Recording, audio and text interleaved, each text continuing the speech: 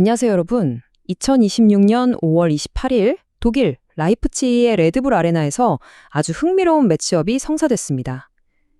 바로 잉글랜드의 크리스탈 팰리스와 스페인의 라요 바이에카노가 유럽 대항전 결승에서 맞붙게 되었는데요. 오늘은 흔한 감이나 단순한 예측이 아닌 철저하게 수치화된 데이터와 전술적 매치업만을 기반으로 이 결승전의 향방을 완벽하게 뜯어보겠습니다. 바로 시작해볼까요? 먼저 저희 데이터 모델이 도출한 흥미로운 숫자부터 보여드리겠습니다.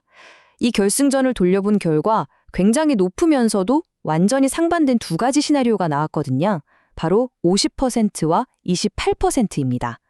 50%의 확률로는 한 팀이 정규 시간 내에 승부를 완전히 결정짓는다는 거고요. 반대로 28%의 확률로는 피말리는 교착 상태 끝에 연장전까지 끌고 간다는 뜻입니다. 자, 그렇다면 도대체 어떤 전술적 변수들이 이런 극단적인 수치를 만들어낸 걸까요? 지금부터 양 팀의 선발 라인업과 세부 지표를 통해 하나하나 증명해드리겠습니다. 우선 크리스탈 팰리스의 3-4-2-1 포메이션입니다. 올리버 글라스너 감독 체제죠. 골문은 딘 핸더슨이 지키고 백스리에는 크레스 리차즈와 막상스 라크로아가 서는데요. 여기서 첫 번째 변수, 리차즈 선수의 출전 확률이 현재 50%로 딱 반반입니다. 미드필드 라인을 보면 다니엘 무뉴스, 부상 의심을 받고 있는 아담 워튼, 그리고 카마다 나이치, 타이릭 미첼이 섭니다. 전방 3톱은 이스마일라 사르, 장필림 마테타, 예레미 피노고요. 이 팀의 핵심은 강력한 피지컬을 바탕으로 한 잉글랜드식 다이렉트 트랜지션입니다. 미드필드에 압박덫을 딱 쳐놓고 공을 뺏자마자 10초 이내에 슈팅까지 때려버리는 극강의 수직적 전환 플레이를 목표로 하고 있습니다. 반면 이니고 페레스 감독이 이끄는 라요 바이에카노는 4-2-3-1 포메이션으로 맞서는데요. 골키퍼 아우구스토 바타야를 필두로 안드레이 라티우, 플로리앙 느젠, 피페 차바리아가 포백을 구축합니다. 중원에서는 파테시스와 오스카르 발렌티니 투볼란치로 나서고 징계에서 돌아온 이시팔라손이 이선 중앙에 배치됩니다. 최전방에는 알레멍이 출격하고요. 팰리스가 수직적이라면 라요는 스페인 특유의 점유율 축구를 구사합니다. 중원을 완벽하게 장악한 뒤 공을 양옆으로 넓게 벌리면서 측면의 공간을 고립시키는 아이솔레이션과 컷백을 주무기로 삼고 있습니다. 그럼 최근 5경기의 기초 데이터를 비교해볼까요? 평균 점유율을 보면 팰리스가 45.9%, 라요가 53.4%입니다. 라요가 공을 쥐고 주도할 때 팰리스가 역습을 노리는 그림이 명확하게 그려지시죠? 이 수치에서 양 팀의 스타일 차이가 확연히 드러납니다. 득점 기회를 뜻하는 기대 득점, 즉 XG는 팰리스가 1.53으로 더 날카롭지만요. 반대로 허용할 수 있는 실점을 의미하는 기대 실점, XGA는 라요가 1.14로 구조적인 수비 안정성 면에서 훨씬 우위에 있습니다. 이어서 최근 폼 지표를 보면 두 팀의 분위기가 완전히 극과 극이라는 걸 알 수 있는데요. 팰리스는 리그 로테이션의 여파로 최근 1무 4패를 기록 중입니다. 반면 라요는 3승 2무로 모멘텀이 상당히 좋죠. 여기서 가장 눈여겨봐야 할 치명적인 수치는 바로 클린시트, 즉 무실점 경기 비율입니다. 팰리스는 최근 10경기에서 무실점이 단 한 번, 그러니까 10%에 불과할 정도로 수비 불안을 노출하고 있습니다. 반면 라요는 변수를 꽉 틀어막는 제어력으로 아주 높은 무실점 비율을 유지하고 있거든요. 그런데 참 재밌는 건 두 팀 모두 자국 리그와 유럽 대항전에서의 데이터가 극명하게 관린다는 겁니다. 팰리스의 잉글랜드 프리미어 리그 데이터부터 볼까요? 현재 리그 15위인 팰리스는 원래대로라면 넣었어야 할 기대 득점이 무려 56.53골입니다. 그런데 실제로는 40골밖에 못 넣었어요. 이 격차가 무려 마이너스 16.53입니다. 이건 정말 유럽 5대 리그 전체를 뒤져봐도 최악에 가까운 심각한 골 결정력 난조를 보여주는 명백한 수치입니다. 라요 바이에카노 역시 라리가에서의 상황은 크게 다르지 않습니다. 리그 8위 그리고 공격력은 리그 17위에 머물러 있는데요. 기대 득점 50.68을 만들어내고도 실제 득점은 41골에 그쳤습니다. 여기서도 마이너스 9.68이라는 델타 값이 발생하죠. 상대 페널티 박스 안에서 기회를 확실하게 득점으로 연결해줄 해결사가 부재하다는 걸 통계가 아주 냉정하게 입증하고 있는 겁니다. 하지만 무대가 컨퍼런스 리그로 바뀌면 이야기는 완전히 달라집니다. 마이너스 6.14, 놀랍게도 팰리스가 이번 대회 최다 득점 팀이거든요. 기대의 득점 31.14를 기록하면서 실제로 무려 25골이나 폭발시켰습니다. 델타값 자체는 마이너스 6.14지만 애초에 만들어낸 공격 볼륨 자체가 압도적이라는 뜻이죠. 이 기적적인 토너먼트 득점력의 중심에는 이스마일라 사르가 있습니다. 11경기에서 무려 9골을 넣었는데 그중 4골이 선제골이었습니다. 샤크타르전에서는 21초 만에 최단 시간 골을 기록하기도 했고요. 특히 1.08에 불과한 기대 득점 상황에서 무려 3골을 짜내는 그야말로 경이로운 클러치 능력을 보여주고 있습니다. 라요의 유럽 대항전 기록 역시 엄청납니다. 플러스 1.79라는 숫자가 증명하듯 기대 득점 20.21로 무려 22골을 만들어냈거든요. 한마디로 효율성을 극대화합니다. 여기서 핵심은 단연 알레망 선수입니다. 대회 특유의 타겟맨 역할을 아주 완벽히 수행해주면서 스트라스부르와의 준결승 1, 2차전 모두 결승골을 터뜨려 1대0 승리를 이끌었습니다.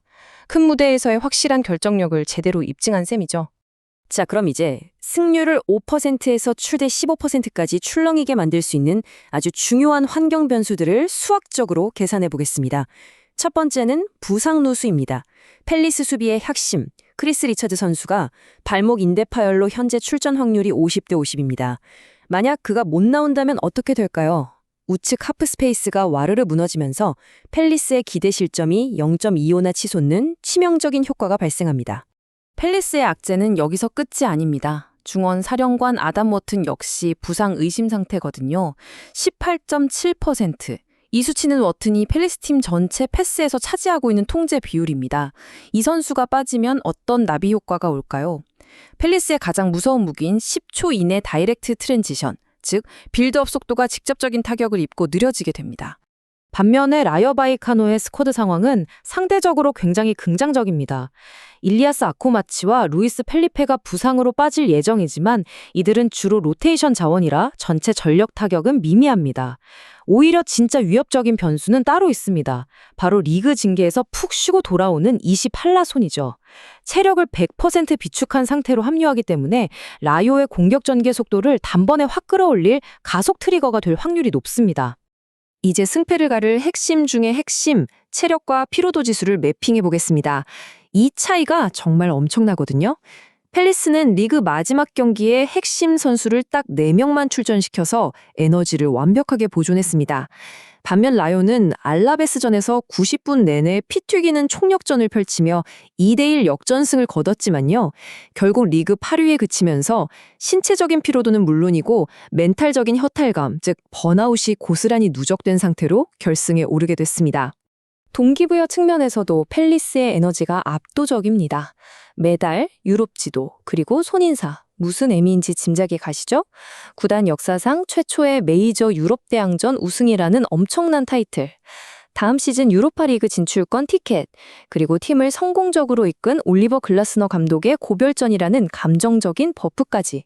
지금 팰리스 선수들의 텐션과 결속력은 그야말로 최고조에 달해 있습니다.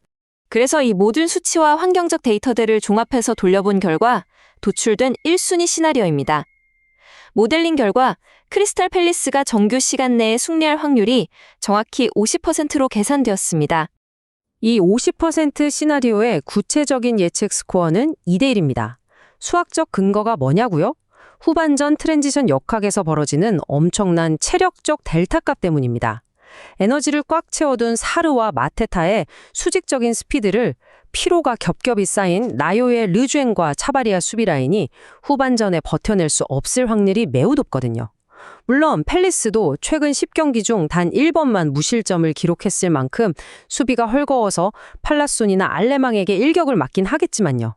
결국 팰리스의 압도적인 공격 볼륨이 실점을 덮어버리고 승리를 챙길 것이란 계산입니다. 그렇다면 만약에 경기가 장기전으로 흘러간다면 어떨까요? 저희 데이터 모델이 제시하는 2순위 시나리오입니다. 28%의 확률로 정규 시간 내에 승부를 가리지 못하고 무승부가 되어 연장전으로 돌입하게 되는 흐름입니다. 이 2순위 시나리오의 픽은 바로 1대1 무승부입니다. 보통 결승전의 엄청난 압박감 속에 양팀 모두 보수적으로 플레이하게 되죠. 만약 앞서 말씀드린 아담 워튼이 결장해서 팰리스의 공격 전개 속도가 무뎌진다면 어떻게 될까요? 라요는 경기당 평균 5.68개하는 막강한 코너킥 수치를 무기 삼아 팰리스의 취약점인 공중볼을 집요하게 공략할 겁니다. 실제로 라요의 최근 7경기 중 무려 6경기가 2.5골 이하의 언더로 끝났다는 점도 이 흐름을 완벽하게 뒷받침해주고 있습니다. 숨막히는 공성전 끝에 1대1 교착 상태로 정규 시간이 끝날 것이란 통계적 예측입니다. 자, 결론입니다. 우리의 데이터 모델은 체력적인 압도적 우위와 토너먼트 득점 볼륨을 빵빵하게 갖춘 크리스탈 팰리스의 2대1 정규 시간 승리에 가장 높은 가중치를 두고 있습니다. 수치화된 전술적 지표들이 가리키는 바는 꽤 명확합니다. 과연 팰리스의 날카로운 창이 피로에 지친 라요를 뚫어낼까요? 아니면 라요 특유의 끈끈한 수비가 극적인 이변을 만들어낼까요? 이 흥미로운 전술적 예측이 실제 피치 위에서 어떻게 맞아떨어질지 꼭 지켜보시길 바랍니다. 오늘 저희가 준비한 설명은 여기까지입니다. 채널을 응원해주시는 슈퍼생스는 더 질 좋은 분석을 제공하는 데 큰 원동력이 됩니다. 끝까지 들어주셔서 감사합니다.